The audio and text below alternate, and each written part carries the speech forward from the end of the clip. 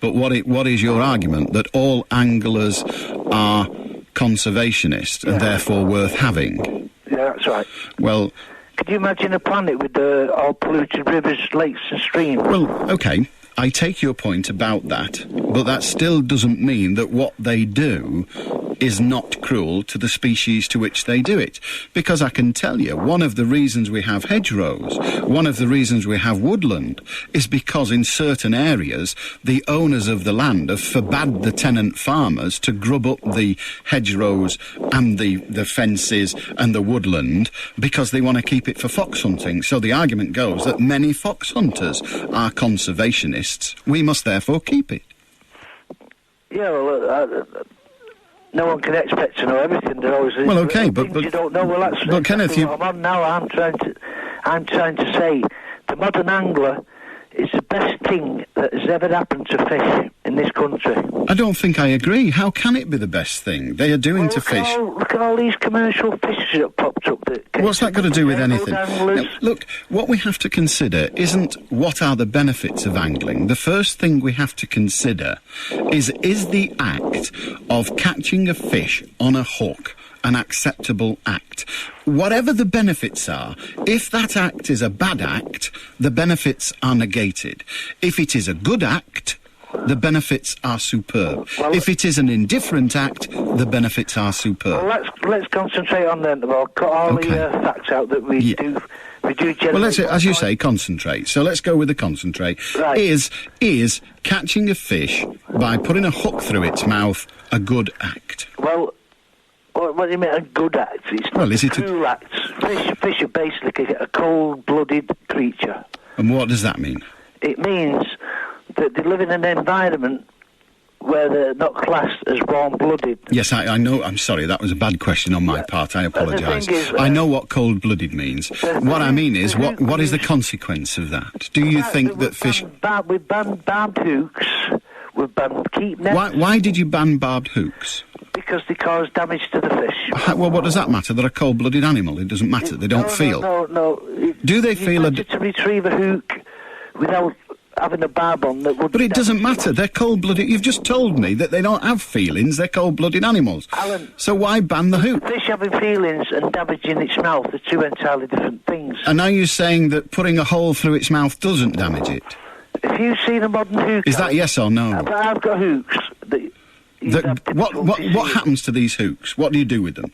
Well, when you get a bite, you strike. When you get a bite, you don't get a bite. A bite is... Well, you mean when you catch a fish? When you catch a fish. Now, how does the fish get caught? What does it do? The hook penetrates its lips. So it makes a hole in the lip. Do we agree that? It's absolutely minuscule. Is that yes or no? No, listen to the question, Kenneth. Are you telling me it is good that it has holes in its lips or bad if you're a fish? I don't think it makes any difference whatsoever. You don't think it makes any difference whatsoever? Well, look at the other side of the coin. Now, we go down there to feed them. What's that got to do with anything? You're moving off again. We're still trying to establish whether what you do to fish is good or bad from the fish's point of view. Now, you've used two arguments. One, the fish is cold-blooded as it doesn't matter. Right. And the other argument was, it matters if the hook's too big. No, I said it matters if there's a barb on. Okay, I'll take the correction. It matters if it's a barb on. If the fish... Look, we're putting our own house in order, Alan. We're not putting your own house in order. You're doing something which the fish doesn't want you to do. Well, you can go right across the spectrum there. You can start... Well, I'm happy to go right across the spectrum. I agree with you. The birds don't want that to happen. I'm not making an argument that fox hunting should go or not go. I am saying, if you believe fox hunting is cruel... and should be banned for that, then we have to look at all the other things that are cruel for fun. You are, in my view, cruel to fish for fun. I don't see anything wrong with that. I don't care about fish. I don't care about foxes or dogs. I don't care. I just want you to accept that what you do is cruel and you do it for fun. That's it. I do. No problem with it. We must put a minuscule hole in the fish. Is that... It does them any harm whatsoever. Kenneth, come round here. come round here and I'll drive a minuscule hole through your face. But Alan, I will laugh. I'm a warm-blooded creature with a nervous system. So what's your point then? That they don't feel it and it doesn't matter? I'm telling you. Is that what you're saying? I've only got 50 years experience. I don't care. Look. If you had 50 years' experience of being an animal, of being evil, I would happily listen to your discussion on evil, because you would know better than anybody. You have 50 years' experience of fishing. I think that's... If it's a fish, why did he pull so hard, Alan? To get away. No, away. If you had a bad tooth in your head, Alan, and someone goes... Let me tell you a tale. You would follow them. No, I wouldn't. You would follow them. Right, so the fish like it. So they think, I've been hooked. Which way do you want me to go? There's the man with the rod. I'm going that way. Come on, pal, get me in the net. This is brilliant. Come on, I'm a better swimmer than you are. I'm not going that way. I'm coming towards you. I like you. I love that shirt. That is absolutely... And look what you've done to the bank. Bloody hell, I've not been up here for weeks. Look at the bank. It's gorgeous. You've trimmed that grass. All those wildflowers. I'm really glad I came out.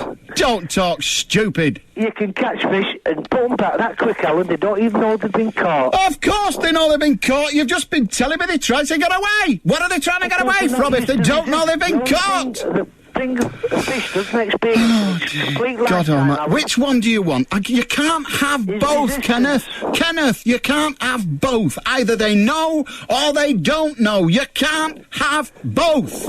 I've been in... No way I can prove it, but I've been in circumstances when I've caught the same fish 2 or 3 times in a session. Then it must like it. Mustn't it? It must love it. It's not frightened of it. Why don't we put ladders in then and they can climb out on their own? If fish had a vote tomorrow, Alan, about banning anglers, they would throw you out of court. If fish had a boat, they'd ban anglers. To say ban anglers, you must be joking. Right. It's got far too surreal for me, Kenneth. But I tell you what, if they bite their way down here, we'll have a vote. It's been good to talk to you. I've not had so much fun. Oh, we're talking rugby league now, are we? You've got a very tidy mind, Kenneth. Have you got a hook stuck in it somewhere? 0161 228 2255. Look, can I just say, please don't be ashamed. Don't be ashamed. If you are an angler, don't be ashamed. What you do, in my view, is cruel. But don't be ashamed. They're only fish, for God's sake.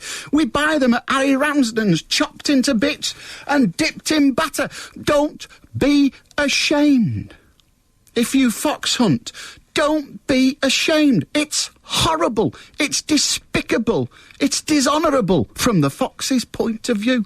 But don't be ashamed. You're a human being. You're important. They are just animals. They are not important. If it had hooves instead of a bushy tail, you'd have it for your tea. Don't be ashamed. We kill them for fun. We kill them for food.